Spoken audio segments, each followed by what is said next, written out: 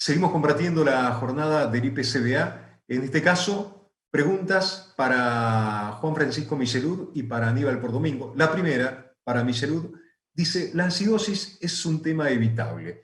¿Qué recomiendan para esta zona en cuanto a lo disponible para la dieta? Mirá, ciertamente la acidosis es un tema evitable y más allá de que los componentes de la dieta en términos generales son similares a los de otras regiones del país. Tengamos en cuenta que en el feedlot no se puede escapar mucho de los concentrados que habitualmente se emplean. Lo que sí creo yo que es un factor fundamental es la distribución del alimento, los tiempos de distribución, el aporte de fibra que se haga en simultáneo. O sea, todavía hay muchos feedlot que aportan la fibra de modo distinto, digamos, aportan muchas veces el heno en forma de rollo en los corrales y en los comederos el alimento concentrado, y eso hace de que normalmente el consumo de fibra de fibra y grano no sea en conjunto. Entonces esto reduce el consumo de fibra esencialmente. Hay animales que consumen más fibras y otros menos, y entonces se predispone de ese modo a la acidosis. Pero vuelvo a insistir que el tema fundamentalmente tiene que ver más con el manejo del alimento que muchas veces con la composición del alimento. Y vamos ahora para la primera pregunta para Aníbal Pordomingo. ¿Los costos y las pérdidas que se producen en la molienda o partido y distribución del grano procesado están evaluados? ¿Están compensados por el beneficio en ese plus de energía que usted menciona? Bueno, las pérdidas sí han sido evaluadas frecuentemente. En el pasado esa fue la pregunta. Las pérdidas dentro de los rangos lógicos de pérdidas, o sea, haciendo una molienda o un procesado adecuado, con el instrumental, las herramientas apropiadas, las pérdidas tienen que ser bajas, incluso las pérdidas que se puedan producir por esas partículas más finas que a veces vuelan en el comedero, pero las pérdidas no debieran ser menos del 5, el 4%. La ganancia neta, o sea, el resultado en utilización de ese alimento es muy superior. O sea, probablemente estemos mejorando en 8 o 10 puntos la utilización del grano o del alimento contra una eventual pérdida que en el mayor de los casos podría ser el 4%. O sea que están más que compensadas.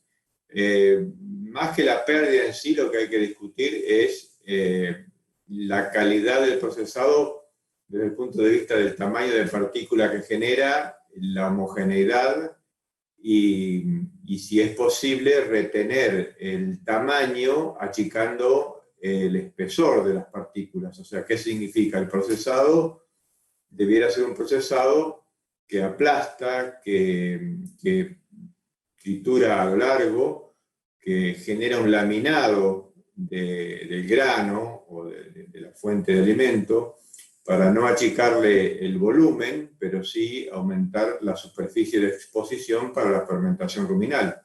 Por eso que el ejemplo icónico de esto, o sea, el ideal, es el laminado en capas finas, como ocurre con el flakes, con el tipo copos, donde un grano, una partícula pasa por dos rodillos que con 2 milímetros de luz permiten prensar el grano en una lámina fina, y esa lámina tiene una alta capacidad de absorción de licor ruminal y de fermentación, consecuentemente de extracción de la energía desde el grano, sin tener pérdidas prácticamente de material y aumentando el volumen incluso por encima del volumen original. Gracias, Aníbal. La segunda pregunta para Juan Michelud. ¿Cómo se puede bajar esa alta incidencia de anaplasmosis ¿de qué herramienta práctica se dispone? Bueno, esta es una pregunta interesante porque esto no ocurre en todos lados. Yo creo que en parte hay que replantearse el procesamiento de los animales al ingreso, ¿no? La anaplasmosis es una enfermedad que se transmite fundamentalmente por vía mecánica, y en este caso, al ingreso, un animal suele recibir 5 dosis al ingreso y otras 5 aplicaciones que puede ser entre antiparasitarios, vacunas y algunos minerales. Pueden recibir entre 5 a 10 dosis en el lapso de los primeros 15 días de arribo. Esto hace de que justamente se incrementen muchas las chances de transmisión de la enfermedad. Por lo tanto, se debe ser sumamente cauteloso con estas medidas que se tomen en el ingreso del feedback. Otro tema importante tiene que ver con la escala del feedback. No es lo mismo, digamos, uno piensa desde el punto de vista práctico, la limpieza, el cambio de agujas y jeringas entre animales y todo lo demás, que desde el punto de vista operativo muchas veces resulta en un inconveniente cuando estamos hablando de escala muy grande, o sea, feedlots de mucha cantidad de cabezas en donde arriban normalmente una gran cantidad de animales por día, hace que el tiempo disponible para procesar esos animales sea una limitante. Entonces muchas veces esto se deja de costado, ¿no?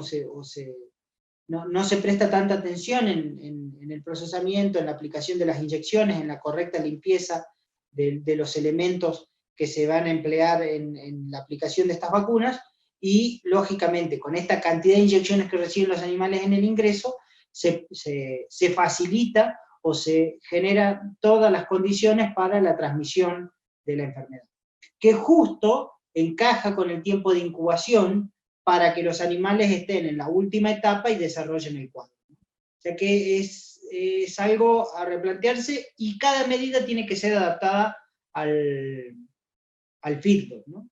Yo creo que una de las alternativas, una de las cosas que hay que ver es sin bajar la calidad del procesamiento al inicio, cómo bajar la cantidad de inyecciones. Ahí está, en esa disyuntiva operativa y práctica, tenemos que entrar, ¿no? O sea, aplicar lo que sea necesario, sin caer en aplicar excesiva cantidad de inyecciones si no son necesarias, vuelvo a insistir, si no son necesarias.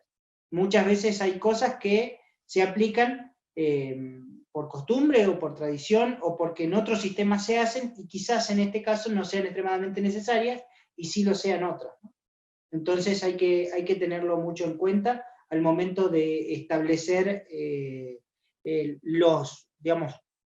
protocolo con el que se procesan los animales sanitariamente al ingreso a los corrales.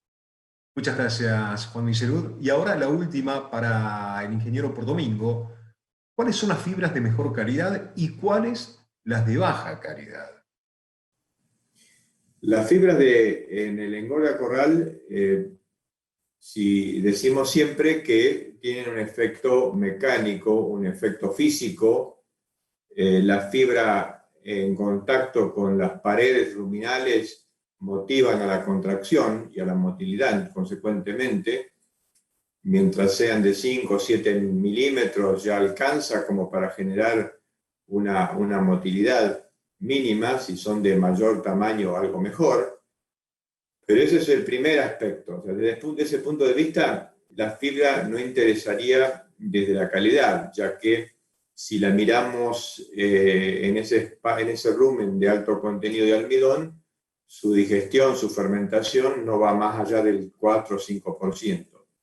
Ahora, cuando la fibra participa en una mayor proporción, porque todavía estamos en un proceso de acostumbramiento del rumen, o es el caso también de las dietas basadas en ensilajes, donde la fibra larga, la fibra efectiva, está en una proporción por encima del 30% en base seca, ya necesitamos fibras más digestibles, porque estamos agregando algo al rumen que, además de volumen, también tiene que transitar por todo el tracto digestivo, es una cantidad importante, y hay que extraerle a eso energía. Entonces, en la medida en que la fibra aumenta en proporción, aumenta en cantidad en la dieta, tiene también que mejorar en calidad, porque además afecta la palatabilidad. En la medida en que agregamos más fibra, afectamos la palatabilidad de toda la dieta. Entonces, si tenemos henos de baja calidad, que a veces tienen hongos o a veces tienen problemas de humedad,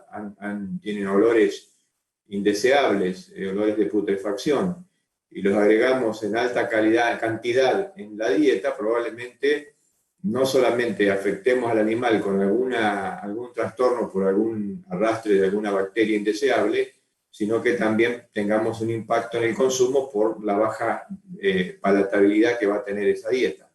Entonces, si queremos dietas de alto contenido de fibra, como a veces ocurre en los acostumbramientos, preferiríamos las fibras de tipo base alfalfa, henos de buena calidad, que no estén contaminados con mucha maleza, que tengan un picado más o menos homogéneo, tallos no demasiado duros, que el animal los pueda masticar, ya que, como digo, de esa fibra va a tener que obtener energía, va a tener que fermentarse, y consecuentemente la fermentación allí va a ser una competencia entre lo que ocurra con el almidón que está aportando el grano y la fermentación celulósica de esta fibra. Y en la medida en que vamos achicando luego la cantidad de fibra y simplemente le pedimos a la fibra que tenga un rol básicamente físico, o sea, de mantener la motilidad, bueno, podemos seguir hablando de menos calidad. Menos calidad es mayor contenido de celulosa, menor contenido de proteínas, fibras que han sido cosechadas de materiales secos, diferidos, de baja calidad, pero no necesariamente fibras que han transitado por procesos de putrefacción o de degradación, o sea, son dos calidades distintas. Una es de la calidad por alto contenido de celulosa, de lignina, que es un material lignificado, pero que está seco y está bien conservado, y el otro es un material indeseable de todas maneras, que es el que ha sufrido procesos de putrefacción, que puede estar húmedo, que puede tener una alta cantidad de hongos. Este segundo no lo querríamos de ninguna manera incorporar a un sistema de engorde a corral, ni aunque sea en pequeñas proporciones, porque no olvidemos, estamos arriesgando con este tipo de material dietas sumamente costosas y animales de alto valor, después de haberlos tenido en los corrales un tiempo prolongado. Entonces, calidad de fibra implica mayor o menor contenido de celulosa, de hemicelulosa, de ligninas, pero no que esté mal conservado. También se usa como fuentes de fibra de baja calidad las cáscaras. Es muy frecuente el uso de cáscaras de maní o algunas otras cáscaras. El comentario es el mismo. Las cáscaras son de baja calidad desde el punto de vista de que tienen prácticamente nada de proteínas, son muy lignificadas, tienen altos contenidos de celulosa, pero sirven para generar ese efecto de fibra efectiva. Lo que sucede nuevamente aquí es que tenemos que usar cáscaras que sean secas, lo más limpia posible, que no incorporen mucha cantidad de tierra ni humedad.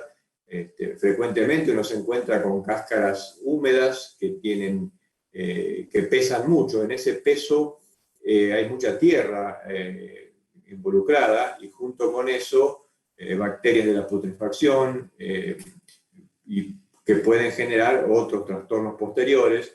O sea, no querríamos entonces fibras mal conservadas, de mala calidad, de alta calidad, baja calidad, o muy buenas, pero todas con una conservación apropiada al tipo de fibra que estamos hablando.